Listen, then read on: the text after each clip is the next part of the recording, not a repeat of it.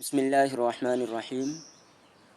کچھ لوگ یہ معلوم کر رہے ہوتے ہیں کہ اگر سحری میں آنکھ نہ کھلے تو ہم صبح میں نیت کر سکتے ہیں یا نہیں، یعنی فجر کے بعد نیت کر سکتے ہیں یا نہیں۔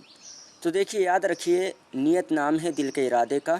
جن لوگوں کو روزہ رکھنا ہوتا ہے ان کی نیت دل میں ہوتی ہے رات سے ہی، لیکن اگر نیت نہ بھی ہو تو بھی فجر کے بعد نیت کر سکتے ہیں نصف النہار سے پہلے تک۔ یہ رمضان کے ادا روزے کی، اسی طرح نفل کی اور اسی طرح نذر معین، ان تینوں روزوں کی نیت نصف النہار سے پہلے اگر کوئی کر لیتا ہے تو اس کی نیت معتبر ہوگی اور اس کا روزہ ہو جائے گا۔ نصف النہار کہتے ہیں کہ صبح صادق سے لے کر اور سورج نکلنے تک کے درمیانی وقت کو نصف النہار کہا جاتا ہے۔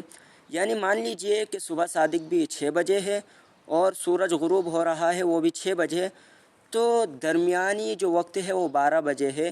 تو اس صورت میں 12 بجے سے پہلے وہ روزے کی نیت اگر کر لیتا ہے، تینوں روزے کی، نذر معین یا نفل یا رمضان کا ادا روزہ، تو اس کا روزہ معتبر ہوگا، اس کا روزہ ادا ہو جائے گا۔